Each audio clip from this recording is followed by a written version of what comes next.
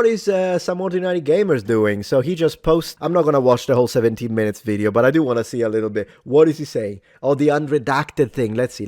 We talked about it. Hello, guys and gals, me Mutahar, Yes. and boy, that wild train never ends. Now, This is actually some pretty good information for anybody looking at a really crappy situation. Please. Yes, it seems as though the Department of Justice, the people who are supposed to be disclosing these Epstein files, are so bad that I guess cybersecurity people have found They are incompetent. I'd like to underline with that. methods on unredacting it.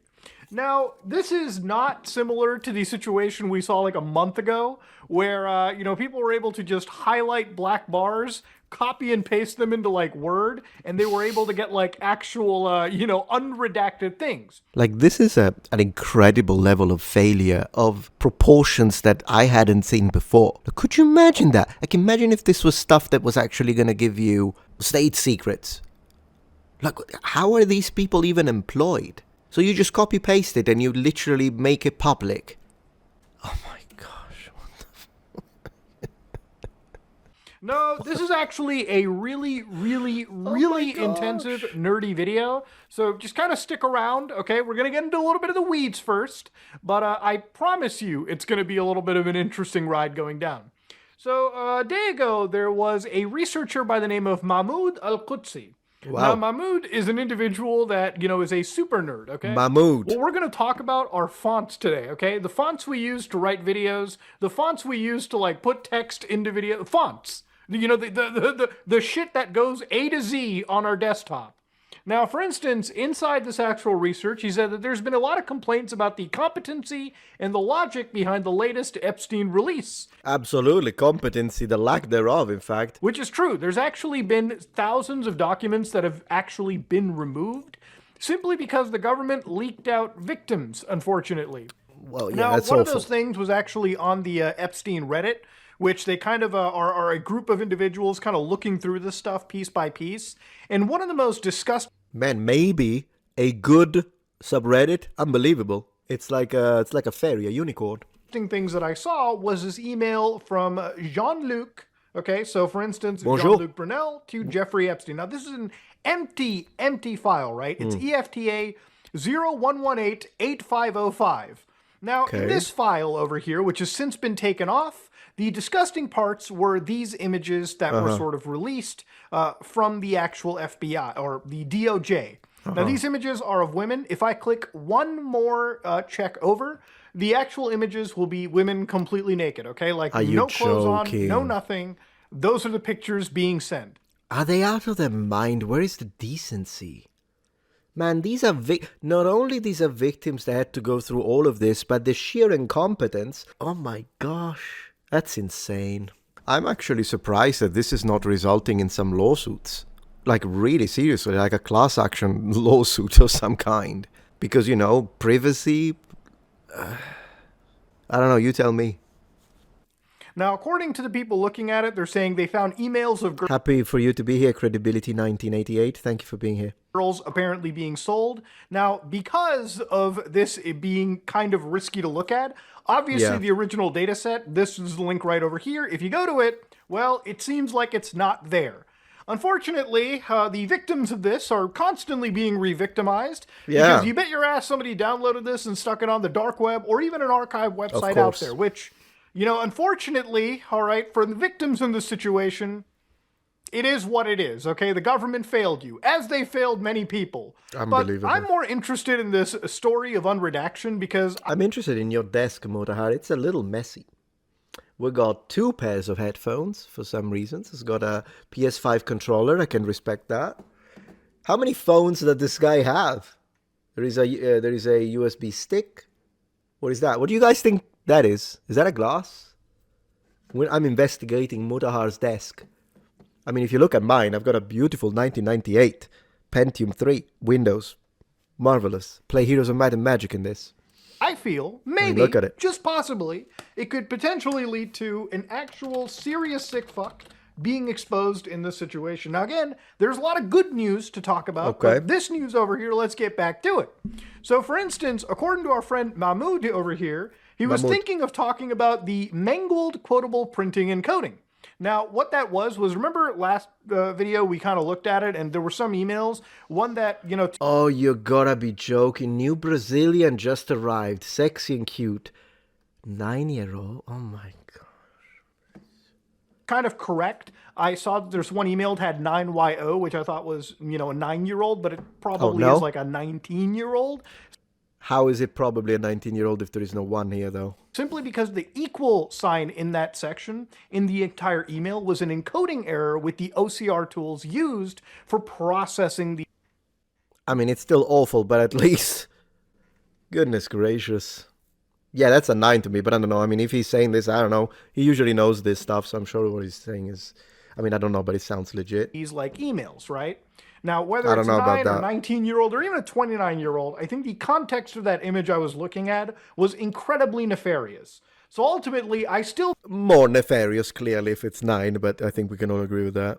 He's right? Okay, good to know. Thank you. I think we should look into the person involved in that email chain. Yes. And look for serious investigation there. But I wanted to correct myself for the record. Okay. So right over here, you can see that he mentioned something known as EFTA 004, 00459. So if we open that actual file over here, he's uploaded it to the Internet Archive, but you can see this on the Justice website as well. Yeah. So from Boris Nikolic, hi Boris, thank you for this message. Were you able to change your meeting time and then your flight time as well? So, it looks like an email, but it's got its standard black bar redactions. Well, he mentions over here the hex characters go on for 76 pages and represent the file dbc12 one-page invite with reply.pdf. Encoded as base 64 so that it can be... with the Epstein files, you never know if PDF means this one thing or the other. Am I right? Included in the email without breaking the SMTP protocol. Now, if you look carefully into this email, they talk a lot about base 64, which is this, if you look at these jumble of, words and text, a lot of this is how we kind of shared... certain files hanging out in the sea, so to speak. I'm not going to get too deep into it. I'm going to show you something fun in a second. Stick. Otherwise, around. I think I might get shut down. But anyways, this jumble is, from what the researcher is saying, is base 64. So those characters go on for 76 pages. So basically, 76. Converting it back to the original PDF is theoretically as easy as copy and pasting those 76 pages into a text editor. Unbelievable. What are they doing? Literally. How do these people, when it comes to decryption and stuff, how do they even have the job?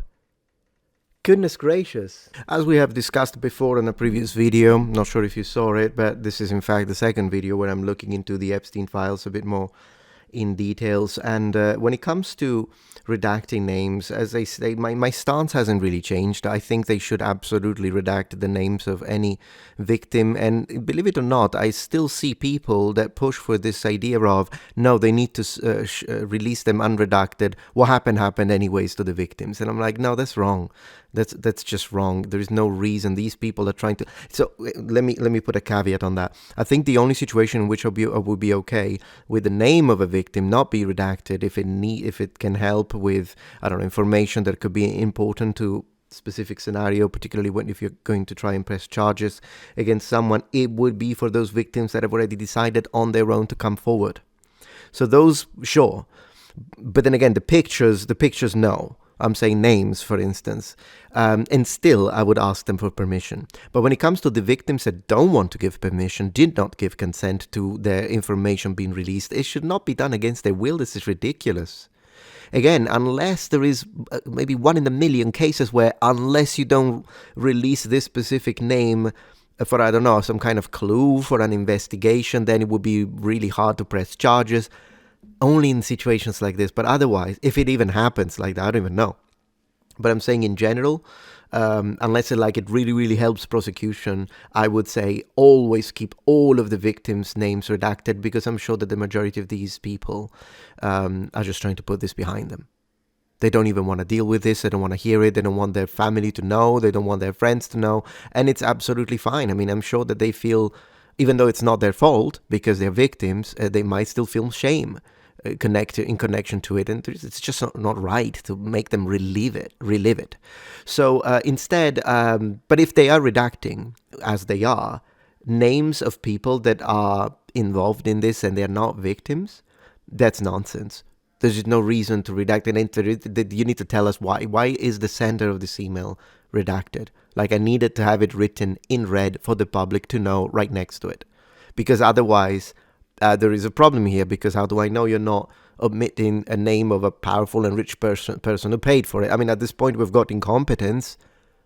How far away is it? How far-fetched is it to really think, to go from incompetence to corruption? So I do understand the people that say unredact everything, because otherwise we don't know what they're actually unredacting. But I think in some scenarios you can tell. And that's my 2 cents when it comes to redaction. Stripping the leading, bytes and piping all of that into base64 output.pdf. You know what? I'm just going to do it. I'm just going to do it, guys. I'm going to do it. Mutahar. I'm curious, what's your tags? Let's have a look at Mutahar tags. Keywords. Did you know you could do that? Did you know it? Video sharing, camera phone, video phone, free upload. So he's using the same that I'm using. Okay. I was hoping, because sometimes people write some crazy stuff in the tags. You don't need software or anything. You can see that. Interesting. Hello, guys and girls. Hello, guys and girls. Mutahar here. Okay, cool. I was just curious. I wanted to know.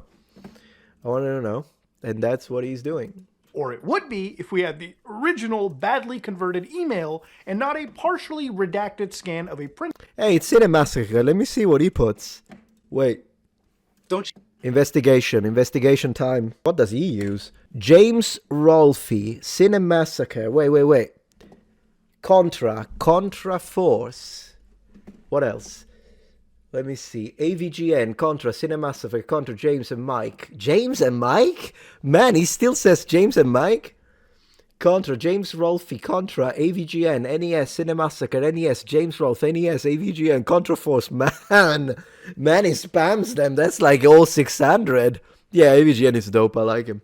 20th anniversary, AVGN everywhere. Season 20, beating Contra Force. Sometimes, a lot of people don't know that you can see this. You could see what YouTubers put in the tags.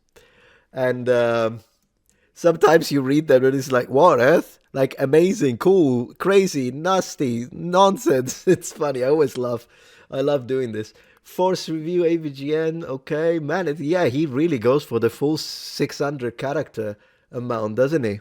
Interesting. Did you know that? Well, now you do. Cool. All right, I think I'm done, guys, not done with the stream, but I'm done with Epstein files. I have to take it in like pills because it's a lot. So I'm just going to move to the next. If you're enjoying this video so far, please take a moment to check out my Patreon page. With as little as a $5 support, you can help us ensure that we can continue to produce high quality and high researched content. And at the same time, you get access to polls, extra videos, unlisted streams, and much more. Thank you so much.